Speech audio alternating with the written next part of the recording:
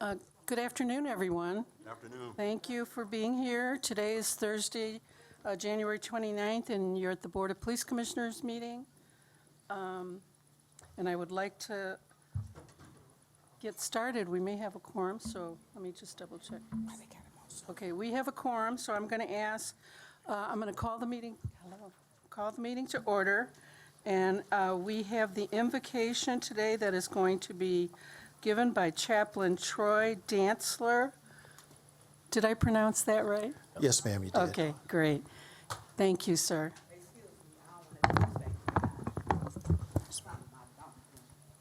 If you may, please. Jeremiah 33:3 records, "Call to me, and I will answer you, and tell you great and hidden things that you have not known." Father God, we are calling you this afternoon, calling you with open hearts, calling you with open minds, praying for a spirit of excellence. Father God, we know you're not the author of confusion. We thank you right now, Father God, for these men and women of blue, for your word records, blessed are the peacemakers. We thank you for this community right here, Father God. This is not a room of a big I and a little you. So in all our getting, Father God, we pray for an understanding. It is in our Father's name that we touch, agree, and pray, and say amen. Amen. Amen. Thank you so much, Chaplain. At this time, I'll ask the secretary to do a roll call, please. Commissioner DeWalsh, Present. Commissioner Woods, Present. Commissioner Camille, Present. Commissioner Ivy, Present. Commissioner Carter. Here. Commissioner Jones, Present. Commissioner Morris. Present. Commissioner Watts. Here. Commissioner Williams. Present. 9 present, Madam Chair. Thank you. At this time, we'll ask for an approval of today's January 29th agenda. I'll move, Madam Chair. Before we have a motion, I Yeah. believe, Yeah, Commissioner Woods. Madam Secretary, I would like to make a motion to move the closed session before the Chief of Police report due to scheduling conflicts. I have to catch a flight. I don't want to be able to. Madam Chair, Vote. Vice Chair Woods, Okay. here in the mic, please. All right. Yeah, I'm sorry. Thank you. Making a motion to move the closed session before the Chief of Police report. I'll support. Okay, so the motion is to move the closed session, which is under new business, Section 8, up to before the Chief of Police report, which would be then number 3, Section 3. The motion has been made by Commissioner Woods, seconded by Commissioner Jones. Is there any discussion? All in favor indicate by saying aye. Aye. Opposed? The motion carries. Thank you. Next, we have approval of the minutes for January 22nd, 2026. Madam Chair, point of information. Did we just vote to approve the adjustment of the agenda or for the whole agenda? Because I had a question about the agenda as well. You're right, we moved to approve an amendment to the agenda. But I believe once we have that amendment, that is the agenda. So unless maybe Corporation Counsel can help with that? We just made an amendment to the agenda, Right. and we approved it. And you move, and you approve moving up closed session for the chief's report. Right. You can still entertain a motion from, Another motion for the agenda, okay. So let me do that, and then when we get to the discussion, is that where you want to indicate? Okay. So now, let me go back and ask that we approve the agenda as amended for January 29th. Is there a motion? So move, Madam Chair. It's been moved by Commissioner Jones, Second. seconded by Commissioner Watts? Point of information, Madam Chair. Yes. If there's unfinished business items that are not captured on the agenda right now, do we need to amend the agenda to add those, or is it okay to just bring them up at unfinished business? Madam Secretary, I think we can just bring them up, correct? I believe so, unless Corporate Counsel has. I received no unfinished business items prior to the meeting to place on the agenda for Right. approval to be on the agenda, so So just as we add new business items, unfinished business would be the same, so you can bring them up. Thank you, Madam Chair. Yes. Any other questions before I call for the question?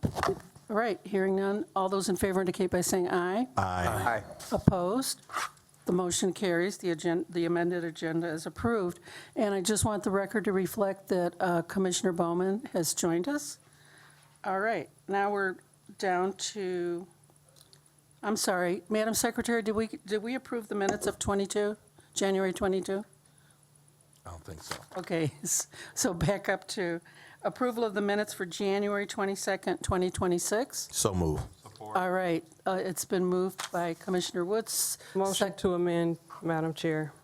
I have two amendments to the minutes. Okay, wait. Okay, that'll come under It'll come under discussion. discussion? All right. Yeah, it should come under discussion. All right, it's been seconded by Commissioner Jones. Any discussion? Madam Chair, I have two motions for the minutes. I move to amend the statement, Commissioner Camille inquired about non-personnel expenditure funds, and if DPD goes through, and this is, I'm sorry, this is under item 9A. I move to amend the statement, Commissioner Camille inquired about non-personnel expenditure funds, and if DPD goes through city procurement when spending those funds, to instead state, Commissioner Camille inquired about non-personnel expenditure funds, and if DPD goes through city procurement and the CIOGS process when spending those funds. Madam Secretary, did you take a note of that? Madam Chair, excuse me, no, hopefully it's, is that the same wording submitted prior? I submitted inquiry prior. I didn't submit any language. This is, the only added words here are, and the CIOGS process. Those 4 words. Okay, so that's Amendment 1 that you're recommending, and you have a second one? Yes, should we vote on that one, or do you want to put? I have a question. We're approving the minutes. Do we have to make a new motion for the amendment of the minutes? Or are we just correcting, are we correcting Are you these going to make minutes? a motion to amend the minutes with the change that Commissioner Camille? Is asking. So we have to do that twice because she has 2. Yes. Okay. So the motion has been made and seconded to approve the minutes. So now it's that discussion. So now she's made, Can you, so, where is it? You're good now. Does it work now? Okay. Yeah. All right, good. Okay, so there's a motion on the, so now she's making an amendment to the motion that's on the floor. okay. So let's go through the exercise of voting on the amendment so we can finally vote on the minutes. I second the motion for the amendments, the amendment to the minutes with the necessary corrections. Okay, it's been moved by Commissioner Woods Second. and seconded. Oh, Second by me. a motion was made by Commissioner Camille, Yeah. seconded by Commissioner Woods. Is there any discussion? All in favor indicate by saying aye. Aye. Opposed? Okay, that motion carries. Now your second Your one. second? Thank you. And then the second amendment, Madam Chair, in that same section, 9A, where it states Commissioner Camille inquired about an expenditure in July in the amount of $703.56, and if that expenditure was for the gun range in Rouge Park, to also add the statement and requested that DPD provide the date that they ceased testing explosives in the area. Okay, a motion has been made. Is there a second? Support. It's been seconded by Commissioner Watts. Is there any discussion? Look like the secretary want to say something. Okay, Madam Secretary? Madam Chair, I'm still unclear, but if it's approved by the board, that the transcript record what the motion to amend is, because it's slightly different than what was sent earlier to amend, and the question that was tracked to get the response. So if that's approved by the board, rather than attempting to rewrite in detail what Commissioner Camille has said, because I'm unclear of the motion, what is being amended. Madam Chair, I can clarify what the added language is. Commissioner, go ahead. The added language is, and requested that DPD provide the date that they ceased testing explosives in the area. And The added language. And as the transcript was reviewed, the response from DC Bliss was that there was no testing of explosives.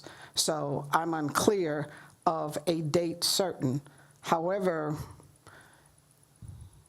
I just need clarification on the amendment to the minutes that the question was asked and what was responded to, if we're going to capture that.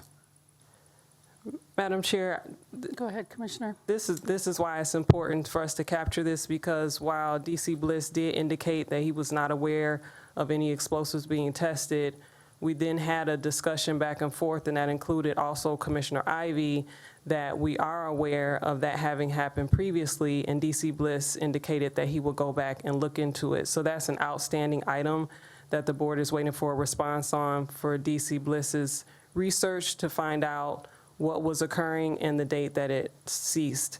So I do want to make sure that that's captured and that Yes. it's something that we'll find out about.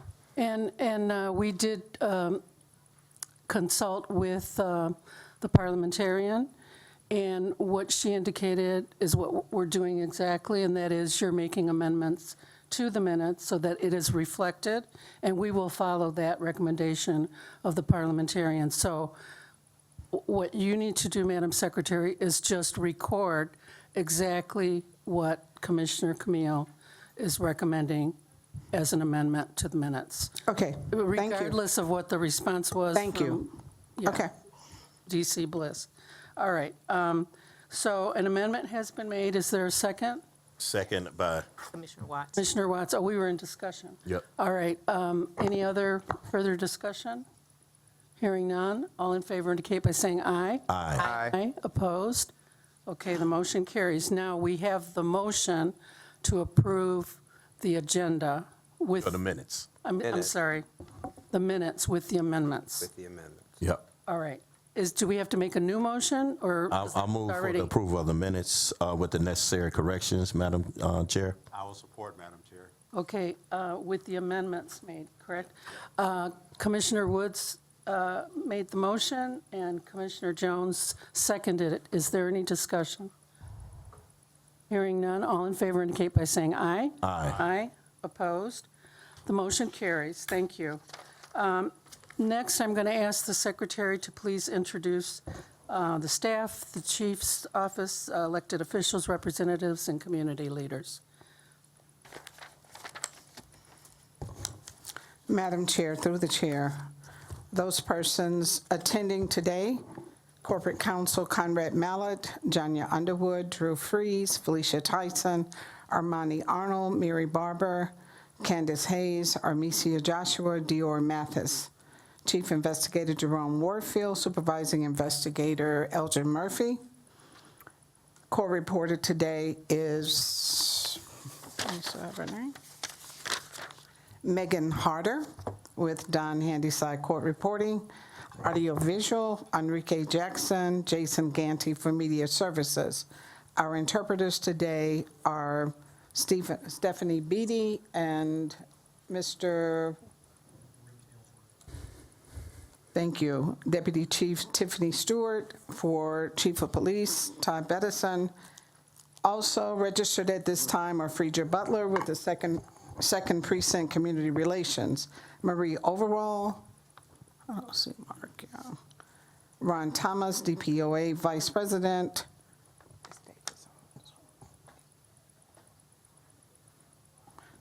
former Police Commissioner William Davis is on Zoom, and those are the persons registered at this time.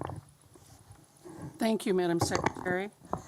Under my report today, we have 3 resolutions, and I'm going to ask Commissioner Carter if she could read the first 2 resolutions. Resolution honoring Detective Don Dent, whereas Officer Dent joined the Detroit Police Department on November 28, 1994. After successfully completing the Detroit Metropolitan Police Academy, he was assigned to the 8th Precinct. On June 14, 1999, he transitioned to headquarters surveillance, where he participated in the apprehension of violent offenders and the investigation of serious crimes such as bank robberies and other high-profile cases. And whereas on August the 7th, 2001, Officer Dent was assigned to the Crime Scene Services. There, he showcased exceptional skill in processing crime scenes, collecting and documenting evidence, and supporting investigators citywide. His professionalism extended to providing expert testimony in court, demonstrating his deep expertise in evidence handling and investigation.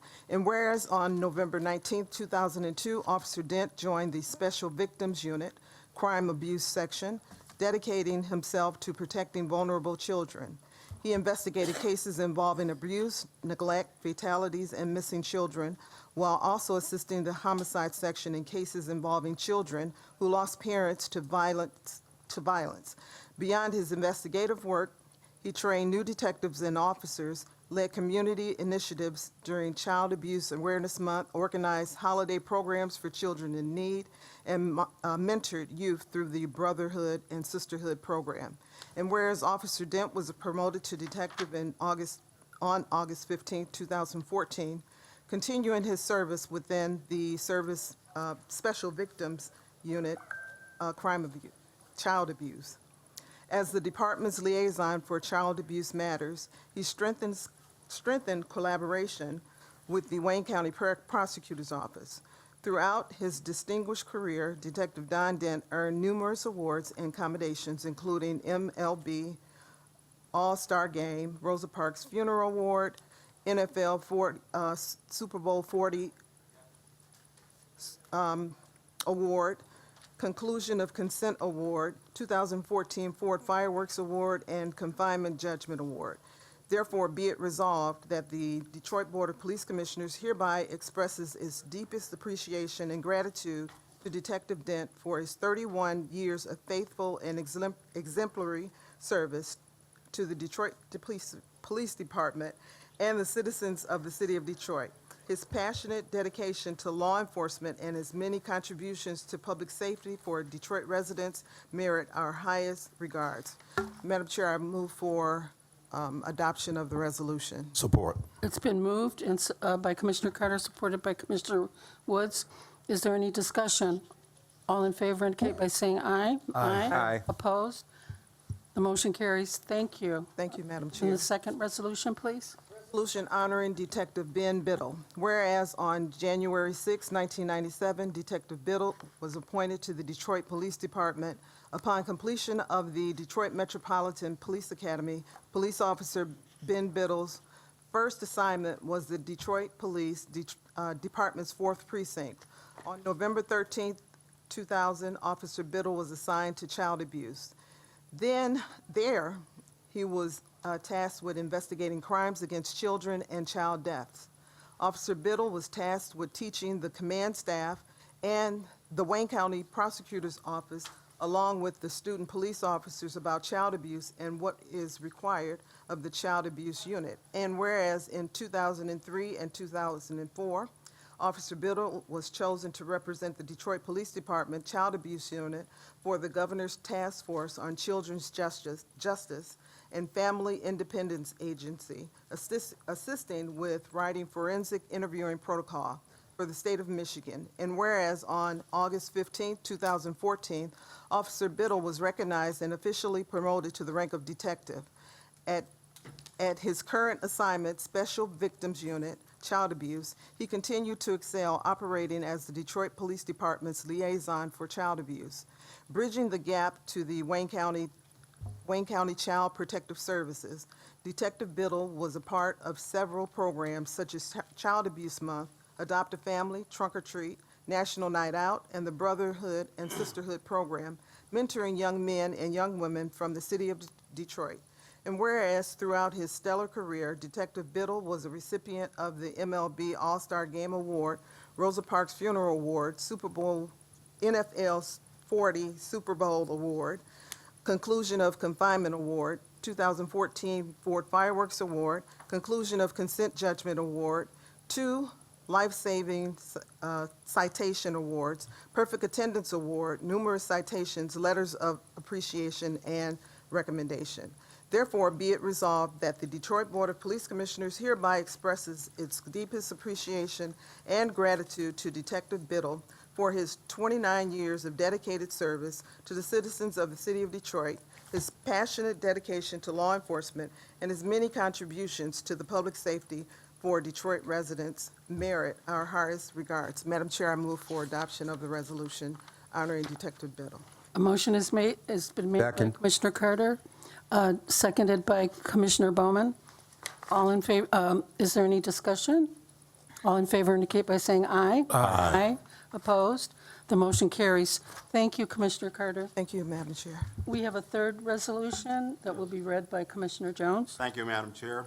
This is a resolution honoring Investigator Glenda Fisher. Whereas Investigator Heath Fisher was appointed to the Detroit Police Department on January 17, 1995, after successful completion of the Detroit Metropolitan Police Academy, she was assigned to the 6th Precinct and fulfilled her patrol assignments with diligence. On September 9, 1996, she worked in the Personnel Services Division. And whereas on August 23, 1999, she was promoted to investigator and assigned to the Northwestern District Investigative Operations Unit.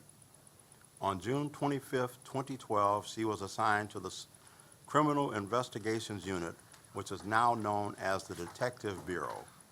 And whereas during her career with the Detroit Police Department, Investigator Heath Fisher was the recipient of numerous awards, which included the Chief's Merit Award, the 2014 Ford Fireworks Celebration Ribbon Award, the conclusion of the Conditions of Confinement Consent Judgment Award, the NFL Super Bowl 40 Recognition Award, the Rosa Parks Funeral Recognition Award, and the MLB All-Star Baseball Recognition Award.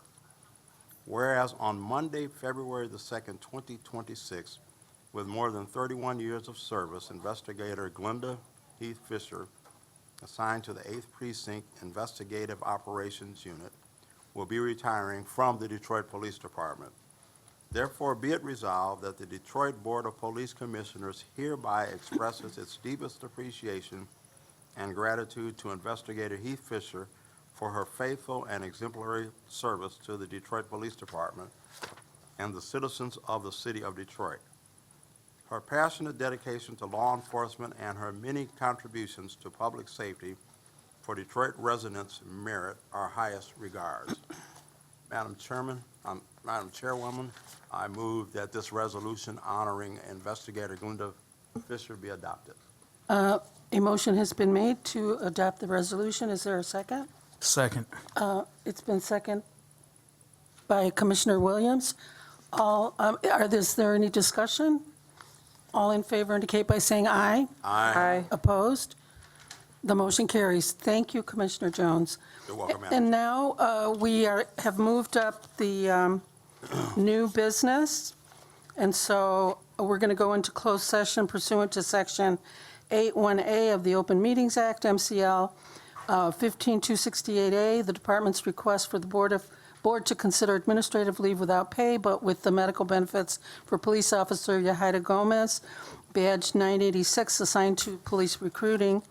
And I am requesting a motion to go into closed session. So moved. Here. It's been Second. moved by Commissioner Camille, seconded by Commissioner Jones. Any discussion? All in favor indicate by saying aye. Aye. Aye, opposed? Okay, the motion carries. We're in closed session. 2-minute recess. Okay, I'm going to call the meeting back to order. Could we please have a roll call, Madam Secretary? Commissioner DeWalsh, Present? Commissioner Woods, Present. Commissioner Bowman, Commissioner Camille, Present. Commissioner Carter, Here. Commissioner Ivy, Present. Commissioner Jones, Present. Commissioner Morris, Present. Commissioner Watts, Here. Commissioner Williams. Present. 9 present. Madam Chair. Okay, what is the pleasure of the board, please?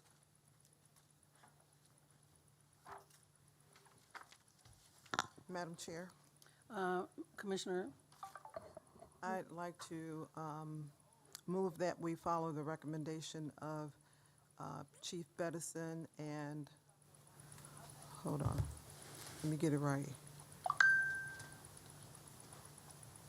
Place Officer Gomez on administrative leave without pay but with medical benefits.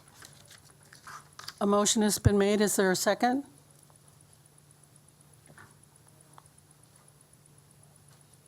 Is there a second? I second. It's been seconded by Commissioner Ivy. Is there any discussion? I'm sorry, go ahead. I have a question. What level of discussion is really possible outside of closed session? Very little. Right. Why nobody's If saying any. anything? Thank you. Okay, all those in favor, do we have to do a roll call? Well, all those in favor indicate by saying aye. Aye. Aye. Aye. Aye. Yes. Aye. You got, Madam Chair, excuse me, through the chair, you need to do a roll call. It's not clear. Okay. Okay. Madam Secretary? Commissioner Woods, No. Commissioner Bowman, No. Commissioner Camille, No. Commissioner Carter, Yes. Commissioner Ivy, Yes. Commissioner Jones, Yes. Commissioner Morris, No. Commissioner Watts, Yes. Commissioner Williams, No. Commissioner DeWalsh. Yes.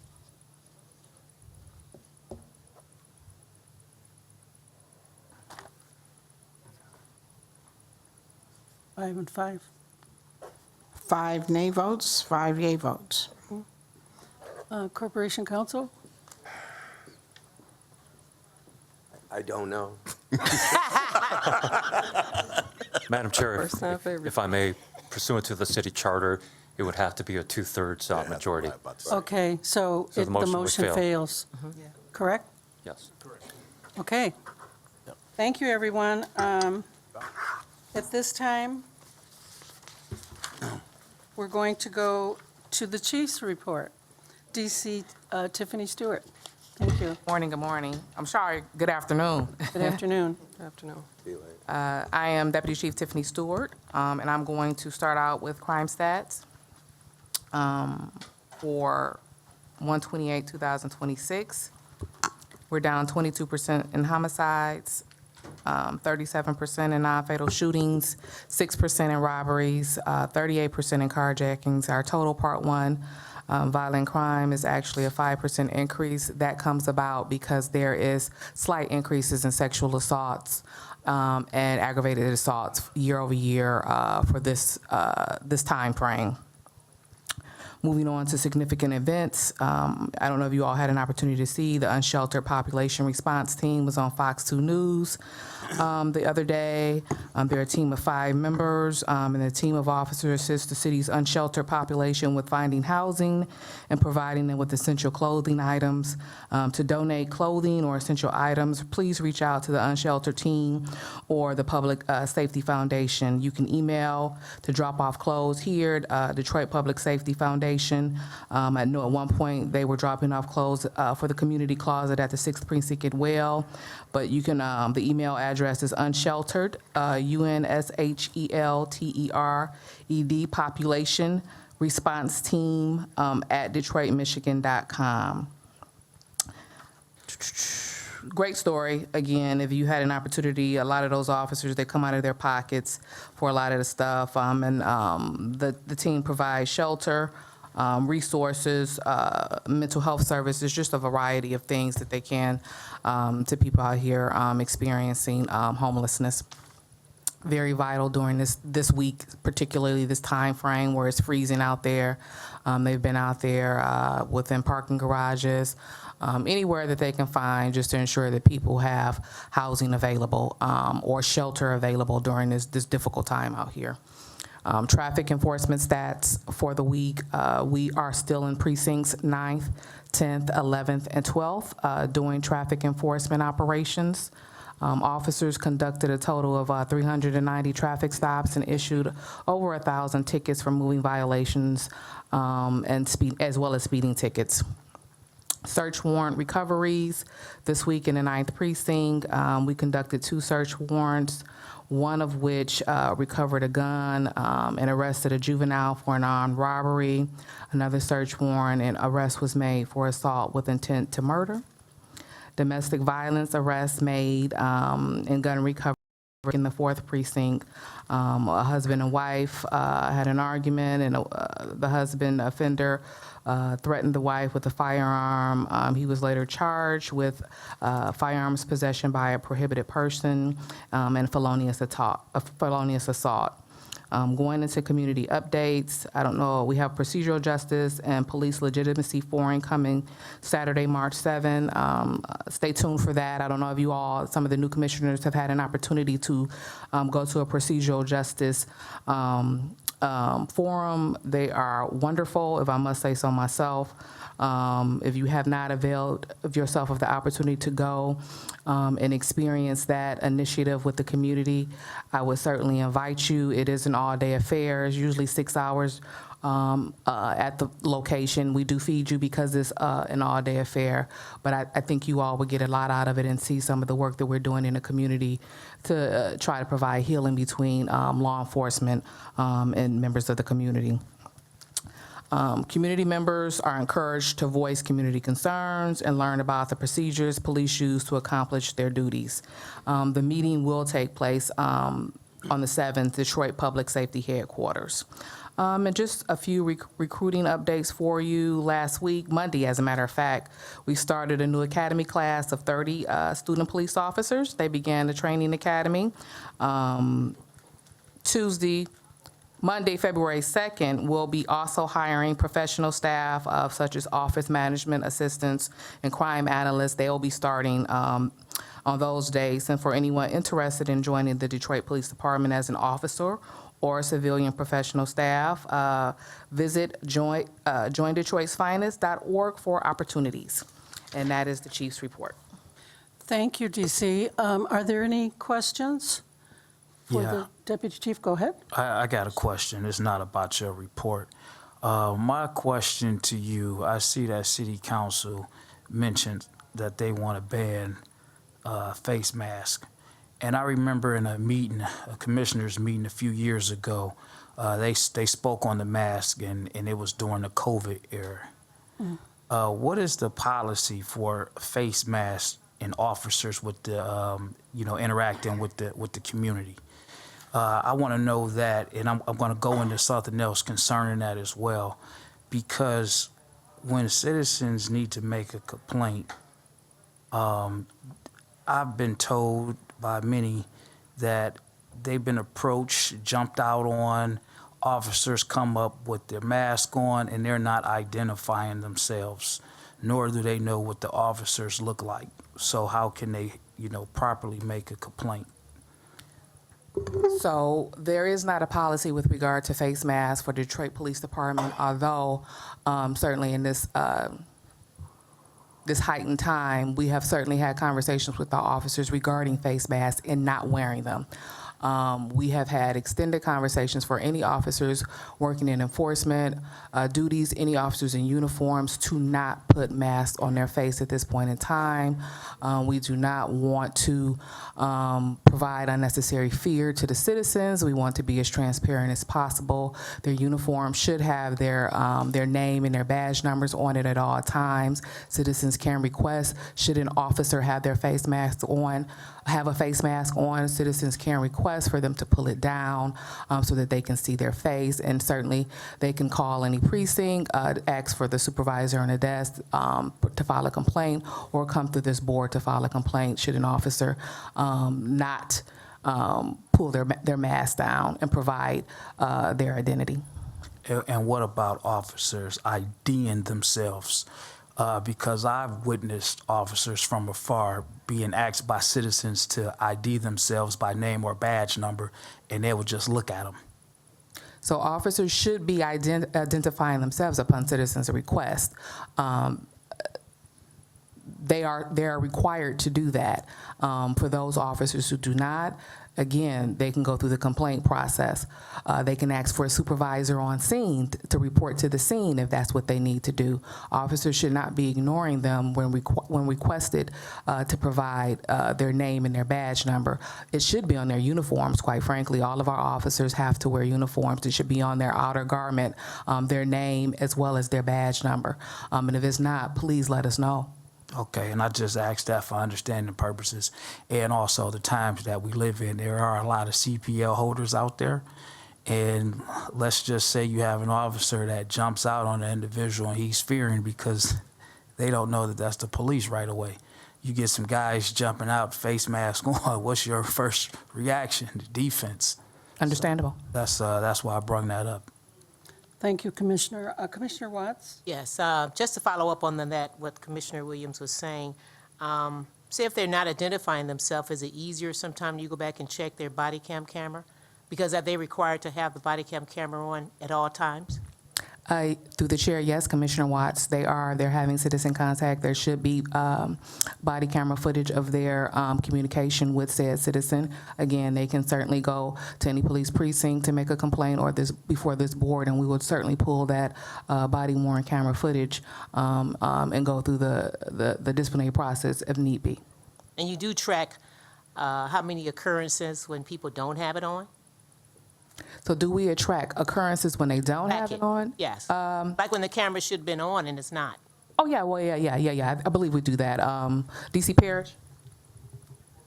Do we track? I'm sorry, what was the question? Are we tracking when officers are not wearing their body worn camera footage? Oh, yes.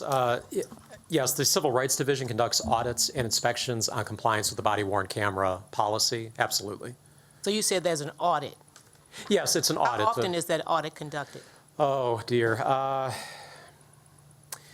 Civil Rights is always looking at body-worn camera, to be honest. How often the audits are published, I would have to get back with you on that. I want to say quarterly, but I'd like some grace to actually look that up. Okay, great. Because I like to see that and see, I know everyone's supposed to be having it turned on at all times, but just see the gravity, just a measurable, what that percentage is. Is it going up? What's your audit? What do you find with that? Yep. Do you find 100% of the officers keep that camera on all the time, or is it 95%? It's been greater than 95%. I want to say the last audit was around 97.2%. So overwhelming compliance, but no, the officers do make mistakes out in the field. Great. And I would just add, Commissioner Watts, that we also track that on the complaints that we receive. And I know OCI Chief is not here, but he could speak to that as well. Yeah, that's why I asked, because that's great. He says 95%, and I know I just started, probably not even a month, but my numbers so far is different from his. But Okay. I've only been here a month. Time will tell. All right, thank you. Chair, through the chair. Commissioner Ivey, anybody else? I'm sorry. Just for clarification, I know it's probably a dog chasing his tail, but aren't those cameras supposed to be on once they leave the station until they return back to the station or their prospective precincts? Through the chair, no. The policy dictates when they're having citizen interaction. Okay, I just wanted to be clear because I was like, I thought, but I'm glad you clarified that for me. Thank you. Thank you, Commissioner. I'm not sure who was first. You can go. Commissioner Morris and then Commissioner Camille.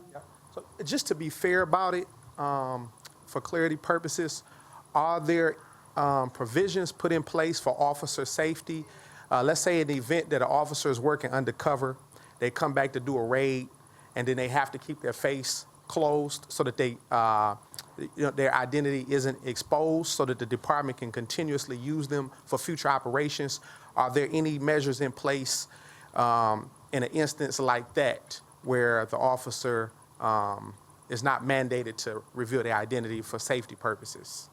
So through the chair, historically speaking, those in that specific situation, officers would come back with the mask on, but we just really feel in this heightened time of fear and just with other law enforcement not having been masked, we just don't want the unnecessary fear. So we've asked even those officers to take their masks off. Commissioner Camille? Thank you, Madam Chair. Just to follow up, and thank you, Commissioner Watts, for raising the body-worn camera questions that you did. Is it possible for the board to have a copy of the policy and or the desk level procedures for civil rights on how they go about conducting those audits, how they sample, how frequent? Is it possible for us to receive that? Through the board, yes. I do believe it's possible for you to receive that. If you could just submit the question to the chief's office, and we'll get you what you're looking for. Thank you. If Madam Secretary could please follow up on that. We will, and we will also do our best to pull. There was a presentation within the last 4 or 5 months from Civil Rights, so we will do our best to try to pull that and send it out as soon as possible as well. Thank you so much. Madam Chair, I just have a few more items. I do want to just, to the chief, commend interim Commander Darshell Brown out of the 2nd Precinct. Commissioner Williams and I had an opportunity to get a tour of the precinct today. It was a very good tour. That is my home precinct, and so I know what the lobby looked like before the renovations. And you go in there and it's like, okay, what's going on in here? So the renovations are coming along nicely. We got a lot of good information and looking forward to continuing to build relationships with the precinct and between the officers and the community. A couple questions just to follow up on some things. I do have some constituents that reached out with concerns regarding a man that was found dead in the area of Majestic and Ragoon. And I know in our packets there's a little bit of information about that. I didn't know if the department had anything more to share. Through the chair, unfortunately, I'm not aware of the Majestic and Rangoon situation, so I can't report out on that. But if there's any information you would like regarding it, just please submit something to the chief's office and we'll get an answer for you. Okay, thank you so much. And then I had a question in regards to responses to shot spotter alerts. So if there's a multi-shot spotter incident, what is your protocol for how many scout cars are typically sent out to canvass that area and determine if there's something actually going on? Through the chair, I believe that when you say multiple shots by area, explain that a little bit more for me. I'll do the best I can. It's something that I read in a CCR. But I'm taking it that a multi-shot spotter incident is where an alert comes indicating that there are multiple shots were heard in the area. Oh, yeah. If sometimes that happens, the shot spotter will pick up, it might be, if this is what you're referring to, instead of 2 or 3 shots, it might be 18 shots or something along those lines. Mm-hmm. They'll still send they'll still dispatch that one car out to that area to look for any evidence related to bullet casings or anything along those lines. That's just what they'll do. It'll just be one car. They're not going to tie up a whole lot of cars when they could just have one and just have them out of service for a little bit longer. Okay. And oftentimes that is due because of semi-automatic handguns. Okay, thank you so much for that response. Through the chair, a couple more. I'm sorry, bear with me. Okay. So is it the mobile field force that's assigned to protests and other First Amendment activities like marches and that? Yes, the right unit? Okay. Do they use their regular department badge numbers, or do they have some other type of identifying number that they might be using? If No, they use their regular badge numbers. Okay, and just like everyone else, they're required to give their name and badge if the public asks, right? Yes. Okay, perfect. And then my next question is about the Executive Protection Unit, which I am most certainly not as familiar with. Do they adhere to the same policies as your other units, or do they have their own set of policies specific to their roles? No, all police officers have the same, follow the same rules and regulations, the same policies. Executive protections are typically going to be assigned to chief of police, so they're certainly not wearing masks because they're with him, if you will, but they are duty bound by the same rules and regulations. Do they wear badge numbers and identification? Can you identify who they are by looking at them, or are their uniforms different? So I think it depends on the chief's schedule. Oftentimes they're in a uniform, and then oftentimes they're in suits. I think it just depends on the chief's schedule, what's on his agenda for the day. Okay, thank you. And that's the same, because that unit's also assigned to city council and other, it's not just for the chief, right? So yes, we have members assigned to city council as well, and also the mayor. Mayor. Okay, thank you. Last question, I promise. So there's been a lot of interest in wrongful convictions, and of course we know Wayne County prosecutor has a conviction integrity unit looking into certain cases, and then some individuals and families are pursuing their own course of action. And I would say it's probably safe to say that a path to conviction starts with DPD's investigators, those who are the detectives on the case, as well as the supporting staff.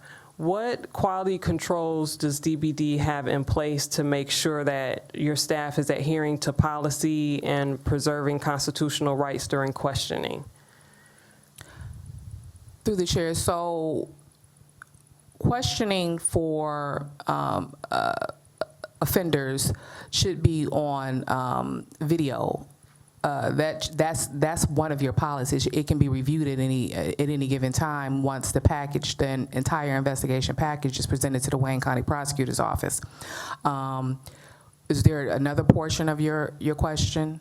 So, and that's excellent that they are on video. Is there any type of control mechanism in place where, say, a supervisor is reviewing those at random just to verify that everyone's following the rules and that we're catching any type of missteps before someone's down the path in court? Thank you for that. So yes, there is a supervisor assigned to every squad, every homicide squad.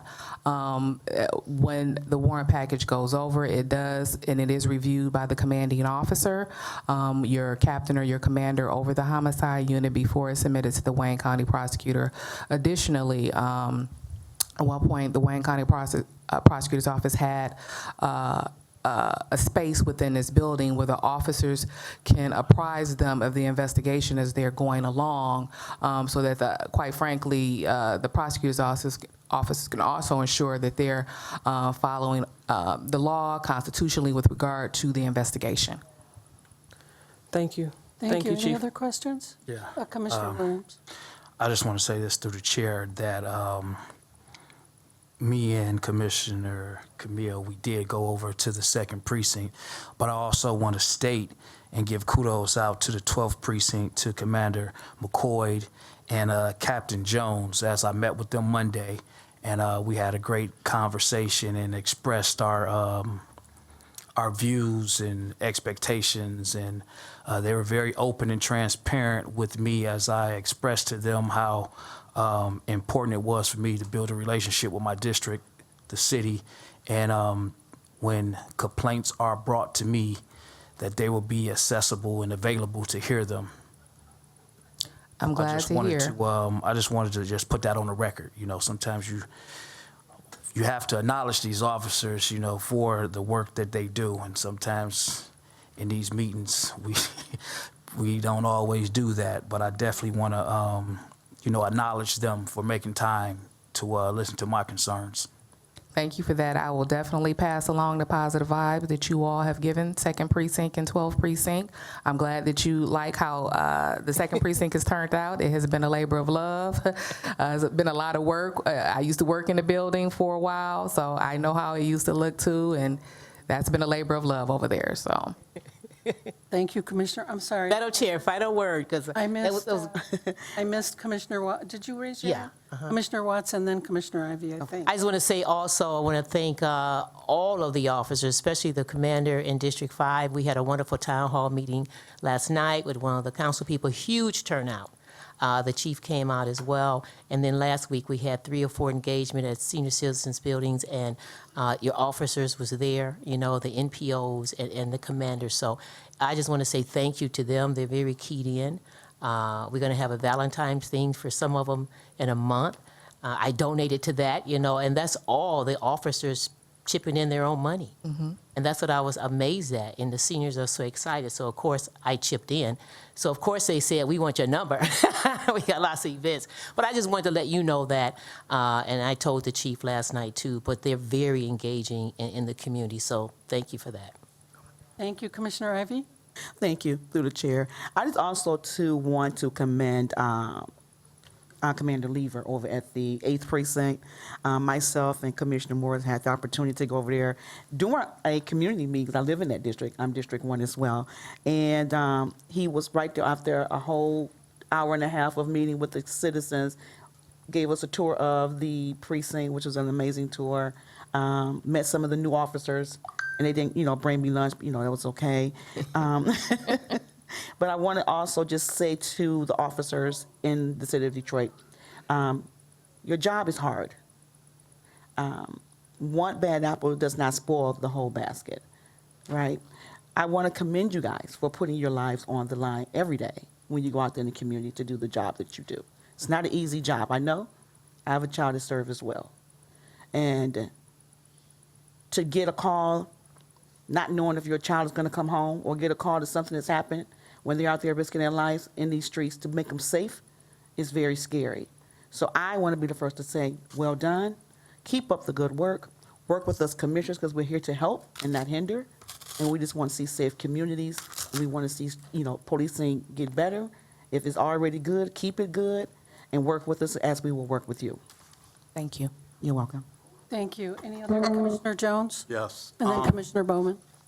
Thank you, Madam Chair. I just wanted to say, and Commissioner Ivey may have forgotten, I was also at the 8th Precinct. Yes, I do. Yes, you were. I was there. All of us was there. Yeah, Yep, I was he there. was there. And that being the case, I live in the 8th Precinct, even though I serve as a at-large commissioner, but it was outstanding, and I just wanted to co-sign, but I was also at that meeting. My apology. He was there. That's okay. Thank you, Madam. Thank you. Any other Commissioner? Commissioner Bowman. Yeah, hi. I'm not sure. Well, I suppose you probably have access to this, and something I probably could have looked up, but it just came in my mind, and maybe you could answer it.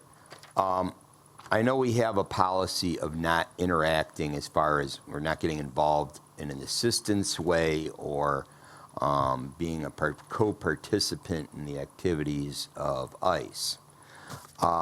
In most recent situation, which a lot of people kind of lump into the same category, but it actually was actually not ICE. Apparently, it was a Border Patrol agent involved in the death of Alex Preddy. And I'm wondering, does the policy that we have about non-involvement with ICE carry over to Border Patrol or not? It does. Oh, it does. How broad does it go, through the chair? What do you mean, as far as? It includes ICE, Border Patrol. Is there anything else, or are those the two? Those would be the two. Thank you. Any other commissioners? All right, hearing none. Thank you so much for that report and for answering all of the many questions that we had. We really appreciate it. Thank you. Next, we're going to oral communications and public comment. And do we have our first speaker, please? Thank you, Madam Chair. Our first speaker will be Mr. Dana Lund. After Mr. Lund, we'll go with Ms. Fredita Butler, and then Ms. Williams.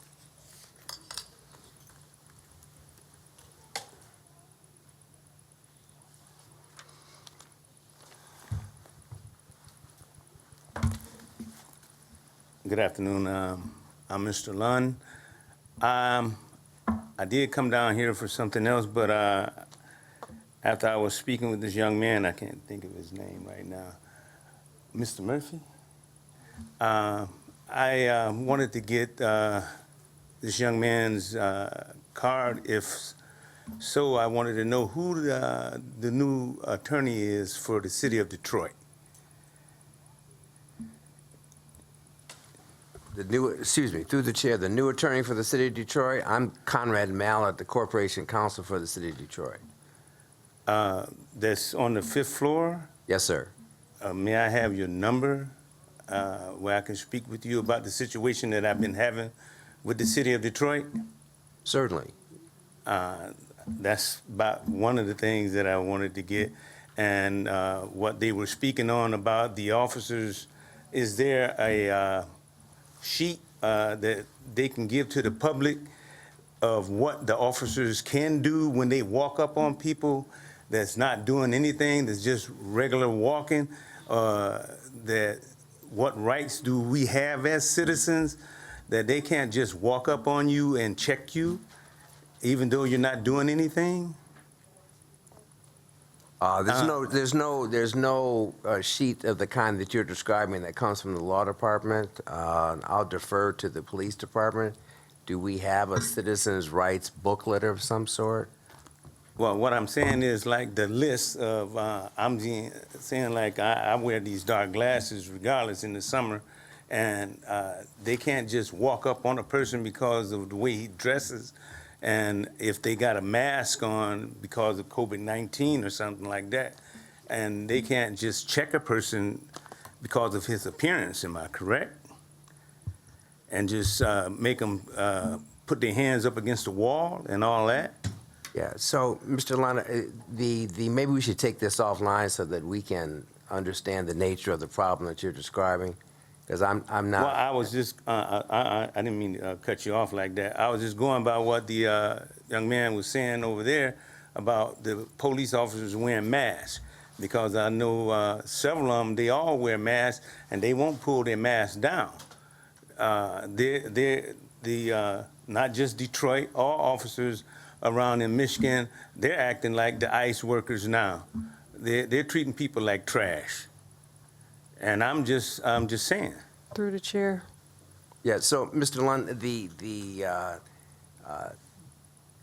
DC did describe to you the circumstance that the Detroit Police Department is operating in as vis-a-vis the wearing of masks. So I don't know what other police departments are doing. We are responsible here, as you know, for what DPD does. Commissioner When you say Camille, what DPD I'm sorry, does? through the chair. I'm sorry. Go ahead. Commissioner Camille, Chair DeWalsh had to leave, so I'm going to finish out the meeting. So Commissioner Camille, and then Deputy Chief. Thank you, Madam Chair. It sounds like, you said Mr. Lund, is that was your name? Yeah, Lund, L-U-N-N. So it sounds like you're looking for some like know your rights resources, and there are several entities in Michigan and throughout the country that work to put these resources together for community members. One that's very well known is the ACLU, the American Civil Liberties Union. They have some really good know your rights information online. And so if you're going to be here afterwards, I can assist you with locating that information. And there are others online as well. But that your request is not, it's common these days where people are asking, like, well, how do I find out what my rights are? And the ACLU is usually pretty good about that. Oh, okay, because I was just asking the young lady, she's gone right now, about the Freedom Information Act. But nobody never gives any answers. Deputy Chief, you can go ahead and respond, please. I want to correct myself on the record. I just been given a text. We do have a policy related to mask, but it's the baklava mask, and it's for special response team or traffic in weather-related conditions when they're out there for an extended time in weather-related conditions. Regular traffic stops or anything along those lines, the officers should not have on masks. Okay, thank you. Sir, I'm going to suggest that you see Commissioner Camille after the meeting and also Corporation Counsel Mallett. Thank you. Okay, then. No Thank you. Ms. Underwood, next speaker, please.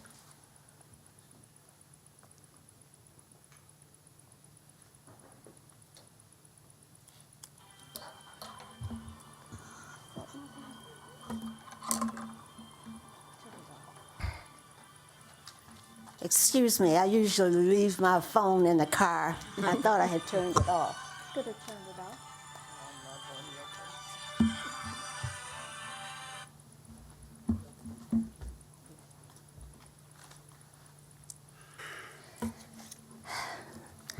Good afternoon, Commissioners. Good afternoon. I'm no longer the president of the 2nd Precinct. I am a community activist, and I speak as a community activist.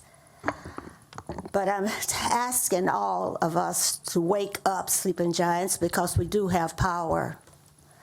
The Pennsylvania governor stated that they are prepared if the president decides to send ICE to his state. The president is going to send ICE to his state and to Michigan, too. The president is responsible for what happened in Minneapolis, and the people who committed the murders might think they have total immunity, but the president cannot pardon state crimes. I wonder how many in Detroit have joined ICE. The bonus they are offering to sign up is $50,000. One leader has already stated that the people are here illegally. I've stated that before, they are not illegally. ICE has detained off-duty black police officers in Minneapolis and other black people because of the color of their skin, and the Supreme Court has given them permission to do that. I have spoken to my African friends, warning them to be careful.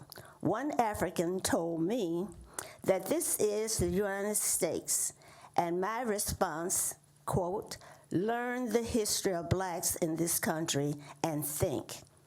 A Catholic priest said, how do you say no to evil?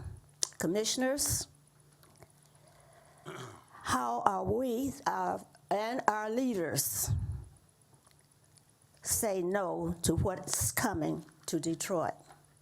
And I'm very concerned about the safety of all of us, as I have addressed this at least 4 times. Thank you. Thank you for your comments. Madam Chair, our next speaker will be Ms. Williams, Ms. Michelle George, and Jimmy McCurrill. Please state your name for the record. Charlita Williams. Can you hear me? Yes. Okay.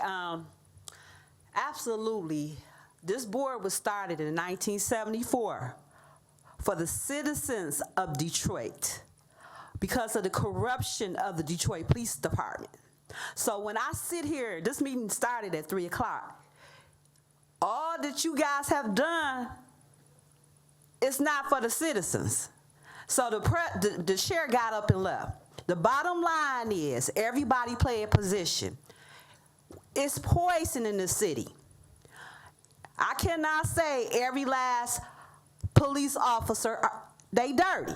Can't say that. So you can't say all ICE agents are dirty because you wouldn't know that. But I do know that we have illegal immigrants under the Detroit Police Department and ex-offenders. That's a certain. Like the chief said, both of them, they see everything they want to see through these green lights. So you all, city council, mayor paid $5 million. It's unacceptable. It's 12 precincts in the headquarters, cameras all around. Same officers that walked across the stage receiving a badge with a fake name. The bottom line is you cannot change the Constitution. You can't change the laws. You might want to believe you can. The same way people are complaining about ICE, I'm upset about the Detroit Police Department.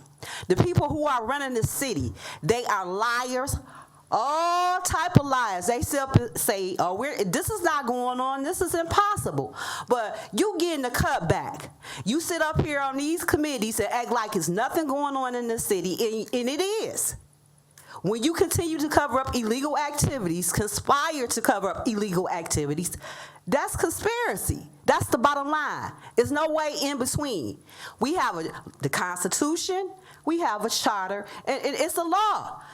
Conrad been sitting up here for how many months? And I've been talking about That's your time, ma'am. ex-offenders. That's your time. Thank you. Thank you for your comments. Miss Michelle George.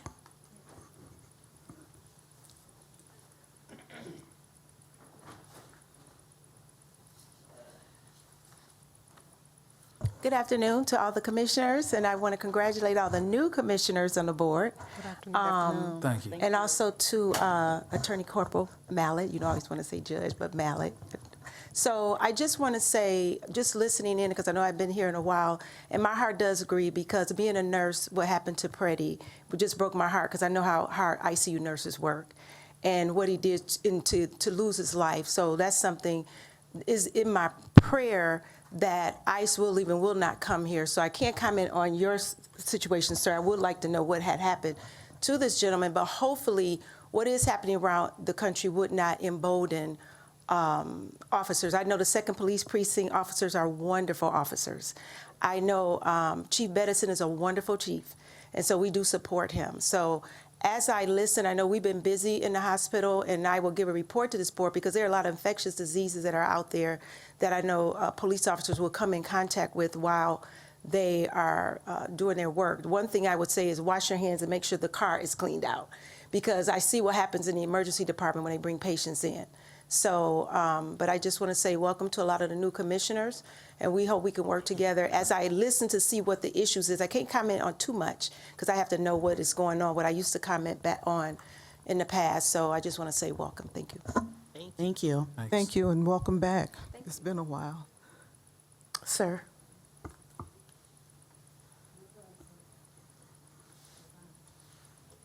Yes, sir.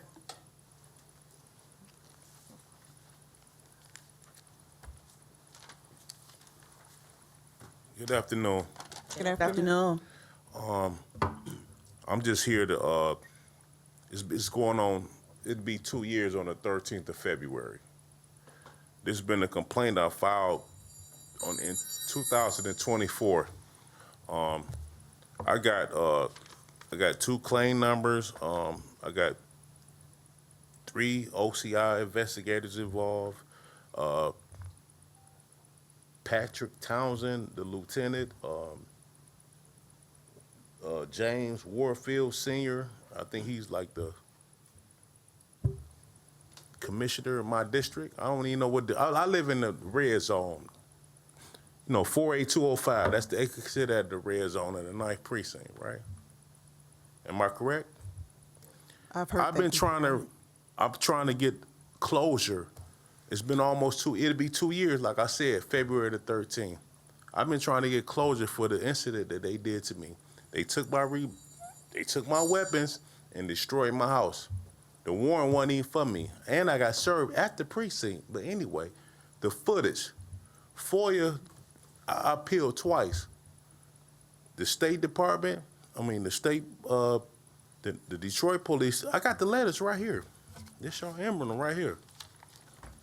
Y'all denied me the footage. All of them had body cams on. It wasn't just the police. It was the state police, the Detroit Police Department, and the feds. The warrant wasn't even for me. Y'all came in, destroyed my house, took my weapons, and it's 2 years in running. I can't even go to court until this is resolved. This case ain't even got nothing to do with me. Explain this to me. I can't even get in the courtroom. I can't even file a motion yet until y'all figure out what happened. Okay, sir, that's your time. I'm going to ask that supervising investigator please talk to the gentleman. And is there anybody from the department that wants to? Commissioner, you have a You. question? Excuse me. young Sorry, man. hold on 1 second, sir. Hi, what's your name again, darling? Me? Yes. Jimmy McCarroll. Jimmy McKerrow, were you here, did we? Last week, yes, Right. I was. So what was the results of that? Miss Hunter contacted me, and Miss Holmes didn't. And I talked to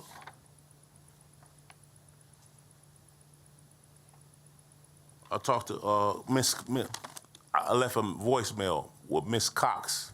So have you been able to speak with someone in No. person at all since I last week? submitted everything that y'all required by me by law.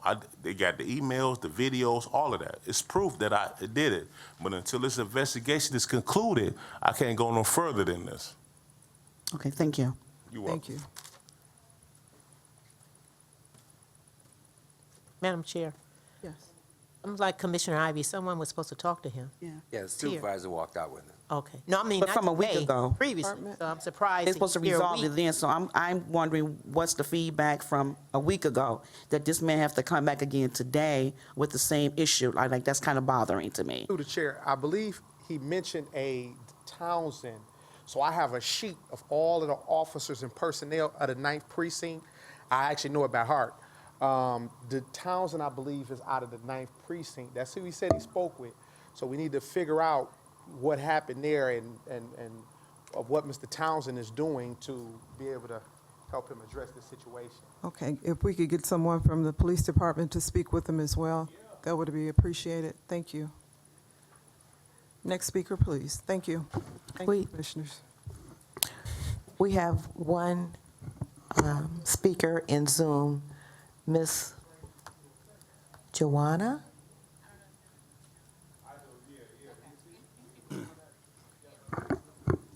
Hello, good afternoon to everyone. Good afternoon. Good afternoon.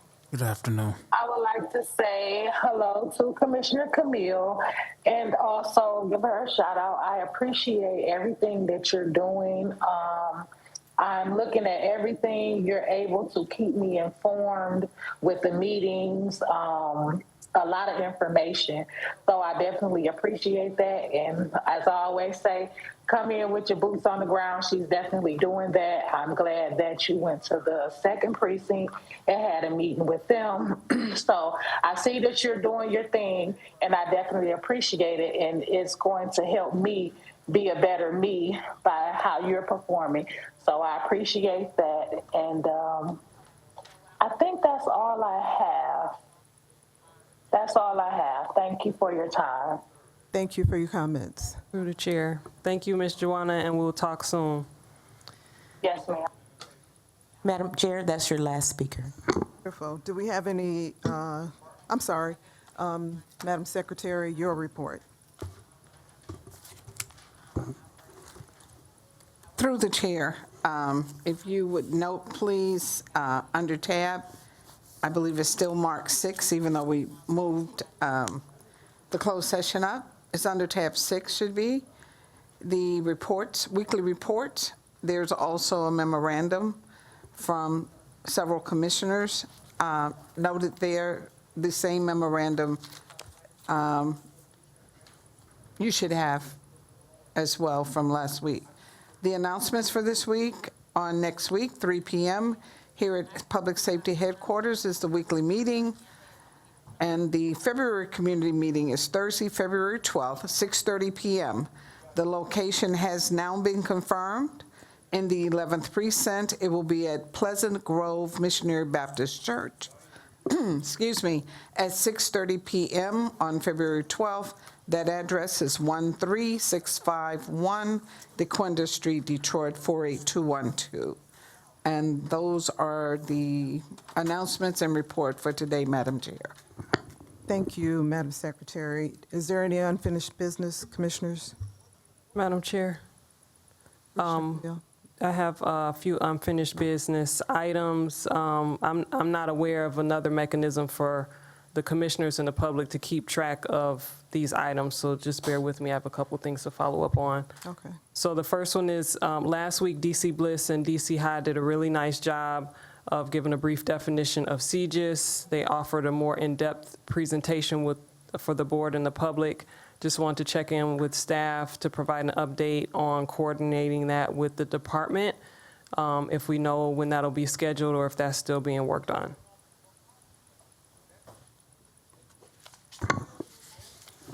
Through the chair,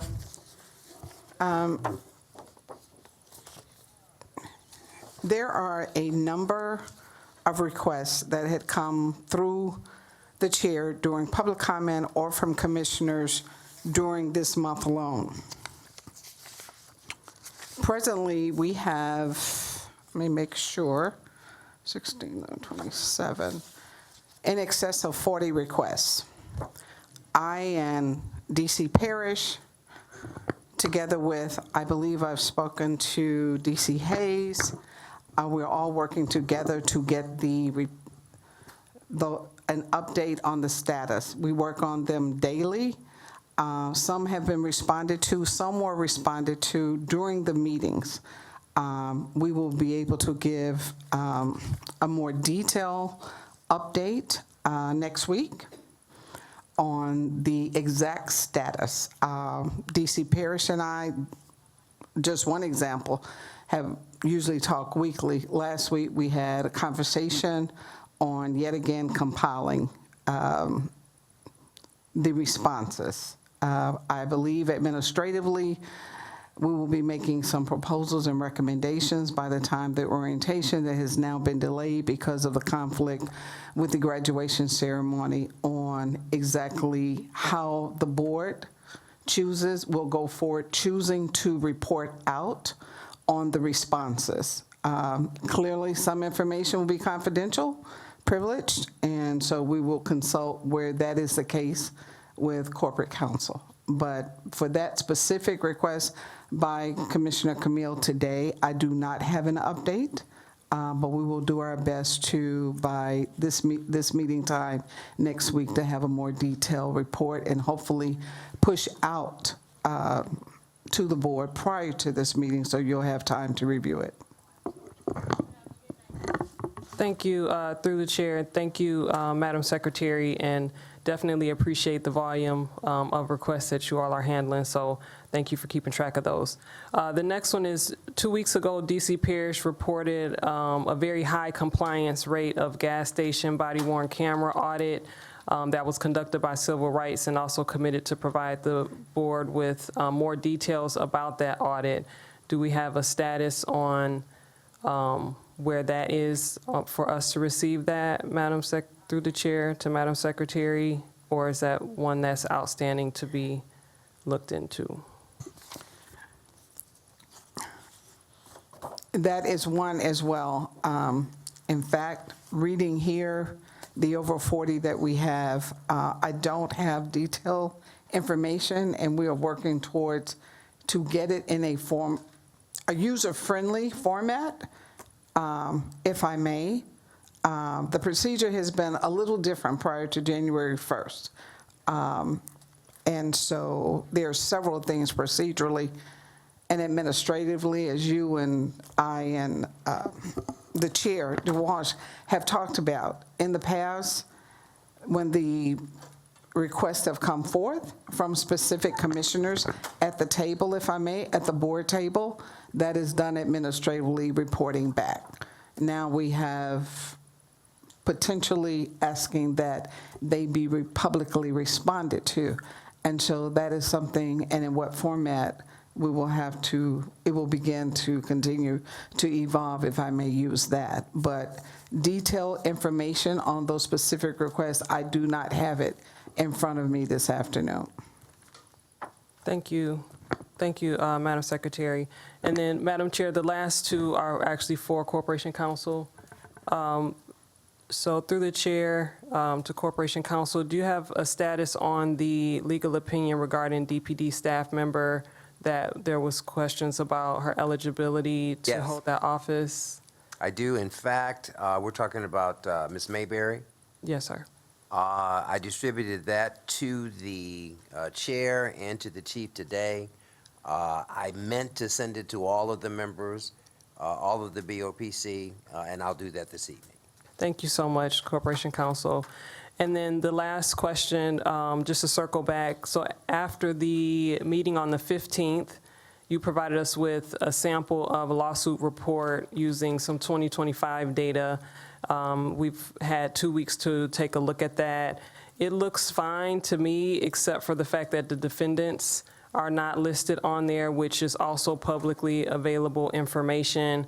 So just requesting that that can be added to the report, and then if we can move forward with receiving that report on some regular basis. So, Commissioner Camille, you and I had this discussion, and we will put the names on the report so we can discuss it during closed session, so that you have it then. And when we discuss it during closed session, in most instances, I just want to remind the Board of Police Commissioners that all we're going to have is the plaintiff's complaint. In some instances, we will not have the answer being supplied by the law department. By definition, then, it's going to appear to be very imbalanced. And so I just want to kind of present that with the caveat, but we can certainly understand and go over the cases as they come in with the specific objective that you described to see whether or not, based on the allegations made, there are policy adjustments that the board might want to initiate. This would not be an opportunity to examine discipline or anything like this. Is for a very, very specific purpose associated with the creation of policy. And so we need to understand that that's why this particular closed session is going on. The adjudication will not have occurred. Post-adjudication, the regular processes will be in place. But yes, ma'am. So we can add that back in and get it scheduled. Thank you, Corporation Counsel. And through the chair, just if I could clarify, so the report will start to have the defendants' names on it, and then if we want to discuss, because maybe we don't want to discuss it, but if we do want to discuss it, we will go into closed session to do Yes, that. ma'am. Right. And then some of them, it's on the report that you had, some of those had been closed out, so there were a settlements amount on them, and then the ones that are still open, we won't have settlement amounts until those get closed and we get a future report that shows the settlement. That's correct. Okay, thank you so much. And the regularity, did we get an answer Thank on you. that? Yes? So what you had for you, Commissioner Carter, when we did the initial run for Commissioner Camille, I can't remember the number. I'm sure, Commissioner, you have it at your fingertips. How many names are on that list? No, I mean, how often will we get the report? And so I was thinking quarterly. Oh, okay. Yeah. Quarterly? Mm-hmm. Okay. Quarterly?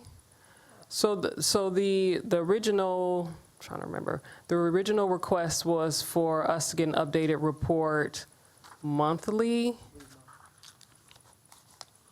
We can certainly do monthly. Actually, the original request was every 2 weeks, and then I think we talked about it and we're comfortable with monthly. And yeah, we can do monthly. I don't think it's going to be that many, but we can certainly do monthly. There may be some months, Commissioner, where there be nothing that has been considered by Detroit City Council, no active cases, which obviously is a very, very good thing. So. Thank you. Thank Thank you. If there's no other business before the spot. Yes? Madam Chair, just a quick one. Just want to follow back up about the request. Did I hear you correctly when you said we receive about 40 requests? That's since January, this month? The requests that have been made Yes. during the board meetings Uh-huh. through the chair, yes, ma'am.